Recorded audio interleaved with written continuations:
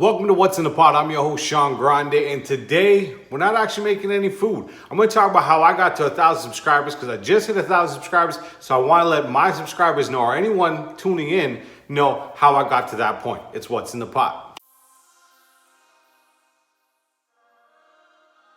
Welcome to What's in the Pot. Like I said, this is not your typical What's in the Pot video. We're not making any food today. I'm just doing a big shout out to everyone who has got me here where I am. I've currently gotten 1,000 subscribers, so that's a milestone for me.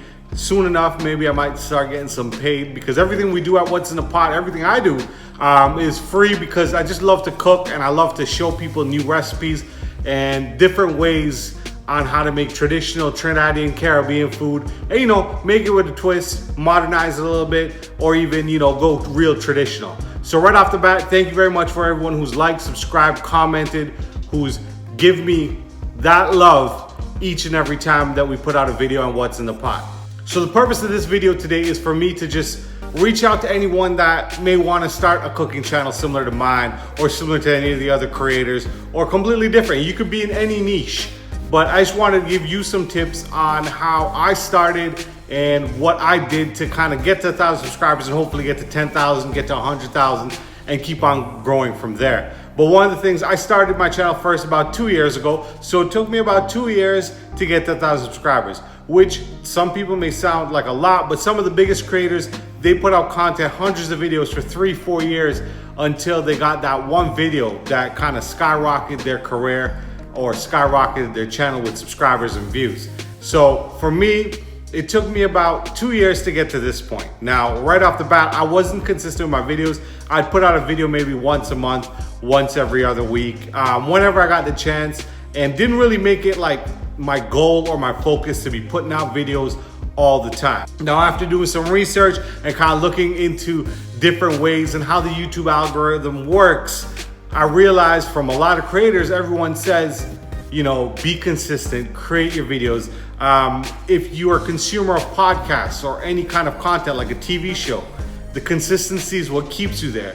If your favorite show comes on every Sunday night, like Game of Thrones, then you're gonna be there every single Sunday night watching HBO. So kind of the same thing where YouTube is now like a TV channel for a lot of people. Some people don't even have cable. They just use YouTube and they watch everything on there, whether it's cooking videos, sports videos, whatever it is, YouTube is this place to be. So the main thing I would say is be consistent. That's one of my first tips, is be consistent and try to put out as much videos as possible. What I've been doing lately is I try to film as much in a week and then use those throughout every other week. So, if I make 5 different recipes, I'm gonna try to film all those 5 different recipes on that week, and that hopefully will be 5 weeks of content. Now, don't get me wrong, there are some times where I may go a month or 2 weeks without posting just because I may not have the time, and that's all good.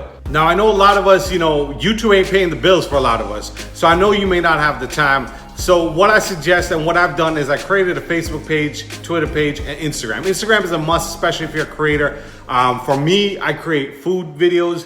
So a lot of the nice pictures that you see on my thumbnails, those are on my Instagram account at What's in DEPOT. Now, what I do is if I miss a week and I'm unable to post a new video on YouTube, what I do is I make sure I post maybe an old picture on my Instagram directing it to that old YouTube video, and on my Facebook page at What's in the Pot, same thing. What I've been recently doing is been posting a lot of my old videos, kind of like a throwback Thursday. So, if you're not afraid of what you look like when your first video came out, and if you can see the transition in a lot of my videos, first of all, I lost a lot of weight, but secondly, the picture quality got a lot better as I went on. The camera quality, the lighting, everything got better. But if you're not afraid to post those old videos, I got a couple of my very first cooking videos I created for my YouTube channel, and I've been posting them as like a throwback Thursday on my Instagram and on my Facebook. And you can post that link directly on Facebook. Another option is upload that video directly to Facebook.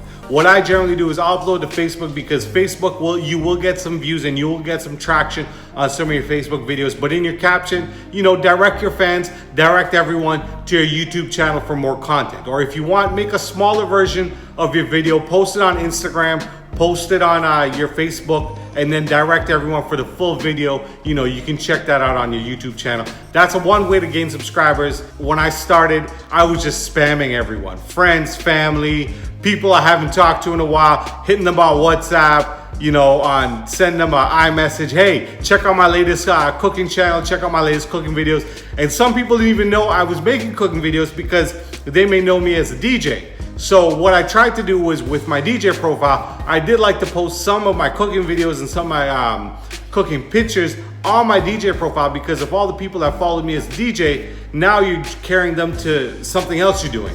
So that's another way. If you are in another business or you have another platform on social media, they're very popular, and if you can fit it in, I suggest, you know, go ahead and try squeezing that Instagram post saying, hey, check out my YouTube channel. I just dropped, you know, this delicious recipe or this wicked hairstyle video. If you go through a lot of different YouTube videos or a lot of different how to grow your channel videos, a lot of YouTube creators or influencers say, you know, do a collaboration with another YouTube creator. I honestly suggest it's a great thing to do, because you're kind of expanding your market into someone else's market.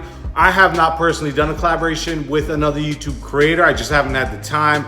Spoke to a bunch of different creators, but just never really worked out. But one thing I have done is collaborations with other brands or other products. I've worked with Habanero Trinidad, which is a hot sauce brand, and used some of their products in my recipes. And also I've worked with a subscription box called Kalu Box. They're based out of Miami, Florida, and they're a Caribbean subscription box, and I've used their products in my recipes. So it goes hand in hand. So you do get some benefits from starting your channel, whatever your channel may be. You know, find a company that is doing something. So if you're doing cooking like myself, find different subscription boxes, whether it's vegan cooking, Caribbean cooking, Indian cooking, Latin cooking, whatever it is. Maybe find a subscription box, or find a brand that you may want to use, and either if you use their products, you bought the products yourself, tag them in the video. Say, hey, I used these Goya black beans, and I used this adobo seasoning in my chicken or in my rice.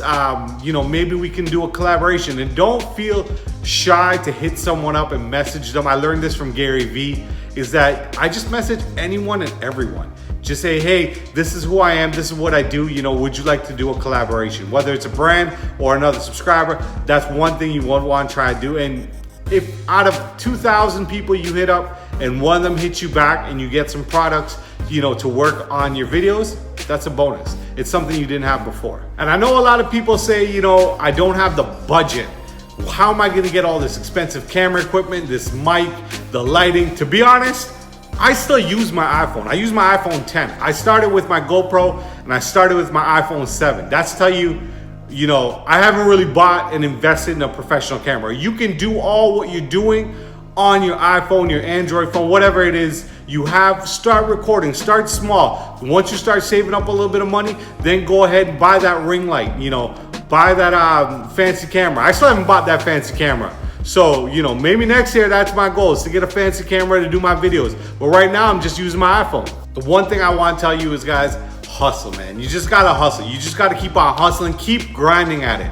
It's what? I've put out almost 100 videos in over 2 years, and I only started kind of getting into full gear once I started putting out videos at least 2 or 3 times a month. And now my goal is to try to put out a video once a week. A lot of creators put out 2 videos, but I'm starting a little bit smaller, you know, trying to do 1 video a week, but I'm gonna try to grow my channel that way. So once I get, you know, maybe to 1,500, I'll let you know some more tips on how I grew my channel. But thank you very much for tuning in. And I just want to say major thanks to everyone that has subscribed to the channel to date. If you just stumbled upon the channel and you love Caribbean food, Latin food, soul food, you just want to learn how to make delicious recipes, yo, don't forget to hit that subscribe button.